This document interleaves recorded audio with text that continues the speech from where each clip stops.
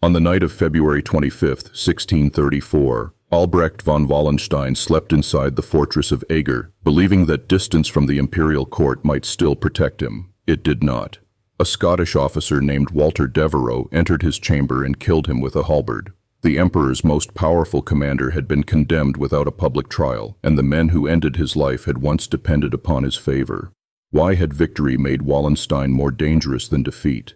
His death was the final act of a political betrayal engineered around fear, suspicion, and control. Emperor Ferdinand II had authorized Wallenstein's dismissal and ordered his arrest as a traitor. Whether Ferdinand directly commanded assassination remains disputed. The surviving evidence supports a colder, more complicated conclusion. The emperor created the legal and political conditions in which Wallenstein could be eliminated, then allowed loyal officers to complete what formal procedure had begun. Wallenstein had not started as an obvious threat. Born in 1583 into a minor Bohemian noble family, he acquired wealth through inheritance, advantageous marriages, and the confiscation of rebel property after the Bohemian Revolt. The 30 Years' War transformed that fortune into power. He raised and financed armies for Ferdinand, making himself indispensable to an emperor who needed soldiers faster than the imperial treasury could provide them. His method was often described as Machiavellian, meaning strategically ruthless and willing to subordinate ordinary scruples to political objectives. Yet Wallenstein was not merely a schemer. He understood logistics, patronage, recruitment, and the economy of war. His armies lived through contributions imposed on occupied territories, while his officers owed their advancement to him personally. The result was a military machine that looked less like a temporary instrument of the emperor than a private state within the empire. That distinction mattered. In the early years of the war, Wallenstein's success rescued Ferdinand from military weakness. He defeated opponents, expanded imperial influence, and gathered an enormous following. But every victory increased the danger of dependence. A commander who could raise tens of thousands of troops, negotiate with princes, and reward his own network possessed leverage that no sovereign could comfortably tolerate. The court eventually acted on that anxiety. In 1630, Ferdinand dismissed Wallenstein, partly under pressure from Catholic princes who feared the general's growing authority. The decision revealed the central paradox of imperial power. Wallenstein was too influential to trust, but too capable to discard permanently. When Sweden entered the war under King Gustavus Adolphus, military disaster forced Ferdinand to recall the man he had pushed aside. Wallenstein returned in 1632 with extraordinary authority. He rebuilt the imperial army and confronted the Swedish threat. After Gustavus Adolphus died at the Battle of Lutzen, Wallenstein's position should have appeared secure.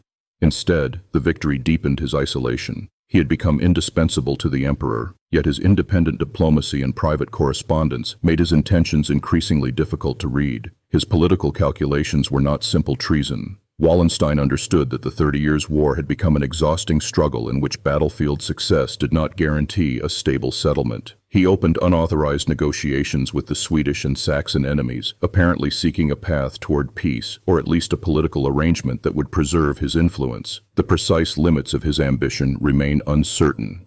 Did he seek the throne, a sovereign territory, or merely leverage over Ferdinand? To Ferdinand's advisors, uncertainty itself became evidence.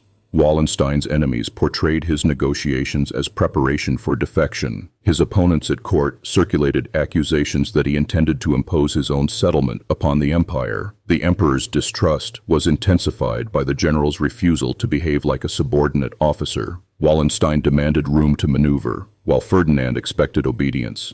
Between them stood an army loyal enough to make compromise dangerous. Modern psychology offers a useful term for this atmosphere. Gaslighting describes the systematic manipulation of another person's perception of reality. The historical record does not prove that Wallenstein was gaslighted in the modern clinical sense, but court politics created a similar environment of competing narratives. Every hesitation could be called conspiracy. Every negotiation could be reframed as betrayal. The more Wallenstein defended himself, the more suspicious his defense appeared. In January 1634, the crisis became irreversible. At Pilsen, Wallenstein secured a declaration of loyalty from senior officers. He intended it as a demonstration that the army still supported him. Ferdinand's advisors interpreted it as proof that the general commanded a political faction capable of challenging imperial authority. The same document could therefore be seen as either a desperate appeal for confidence or the foundation of mutiny. Ferdinand responded by stripping Wallenstein of command and declaring him an enemy of the empire. Crucially, the emperor moved against him before any definitive proof of a plan to seize power had emerged. The decision reflected a familiar logic of preemptive politics. When a ruler believes a subordinate may become uncontrollable, waiting for certainty can feel more dangerous than acting on suspicion. Wallenstein fled toward Eger with a small group of loyalists, hoping to join forces with commanders whose allegiance remained uncertain. His power was now dissolving in real time. Men who had prospered under him had to calculate whether loyalty to a fallen patron was courage, folly, or treason against the emperor. The political animal he had built could not protect him once its members began anticipating a new master. At Eger, the conspiracy unfolded through separation and timing. On the evening of February 25th, Wallenstein's principal supporters, Christian von Elo, Wilhelm Kinsky, and Adam Truska, were invited to a dinner hosted by officers aligned with the imperial cause. They were killed there. The violence was directed first at Wallenstein's circle, isolating the general before Devereux entered his quarters. That sequence reveals the practical character of the assassination. It was not an uncontrolled eruption of popular hatred. It was a calculated removal of the men who could organize resistance, followed by the elimination of Wallenstein himself. Devereux's attack ended the matter quickly, but it also exposed the fragile boundary between lawful arrest and political murder. Wallenstein had reportedly asked for terms and expected that his status might still shield him. That expectation was fatal. A commander accustomed to negotiating from strength misjudged how completely the balance had shifted. His enemies no longer needed to defeat his army. They needed only to prevent his allies from acting together. The concept of retribution means punishment imposed in response to a perceived wrong, whether by law, authority, or private action. Wallenstein's death was presented as retribution for treason, but the accusation was never tested through a public judicial process. It functioned politically before it functioned legally. The charge transformed an ambiguous pattern of diplomacy into a justification for removing a rival. This was not lex talionis, the ancient principle commonly summarized as an eye for an eye. No reciprocal injury could explain the event, nor was it a Pyrrhic victory, meaning a success so costly that it approaches defeat, at least not immediately for Ferdinand. The emperor removed a dangerous commander. Yet the victory carried a strategic price. The empire lost one of the few figures capable of combining military power with independent negotiation. The consequences appeared across the war. Wallenstein's death strengthened Ferdinand's immediate control over the army, but it did not resolve the conflicts that had made Wallenstein valuable. The empire still faced Sweden, Saxony, France, and rival interests among the German princes. Military command became safer for the ruler, but perhaps less capable of independent adaptation. Control had been recovered at the cost of flexibility.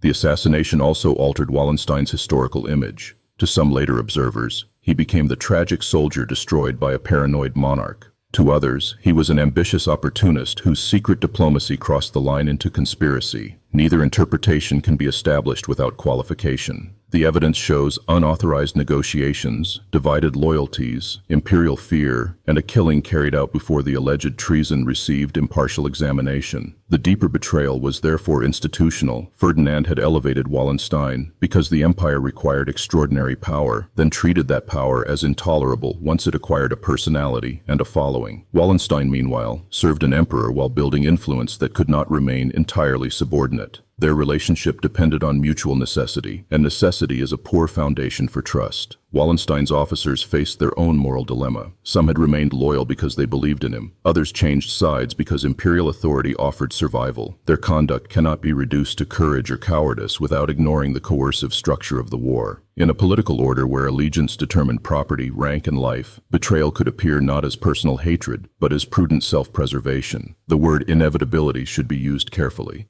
Wallenstein's murder was not predetermined by fate. Different negotiations, a clearer settlement, or a less fearful court might have produced another outcome. Yet, by 1634, the conditions for catastrophe had hardened. A sovereign feared losing control, a general refused to surrender autonomy, and officers discovered that the safest loyalty was loyalty to the side most likely to win. That is why Albrecht von Wallenstein was murdered in 1634. Not because treason was conclusively proven, and not simply because Ferdinand was irrational, but because extraordinary military success had made Wallenstein politically intolerable. At Eger, the empire solved an immediate crisis through assassination. It gained obedience, but lost trust, gained control, but inherited the enduring question of whether the greater threat had been Wallenstein's ambition or the fear he inspired.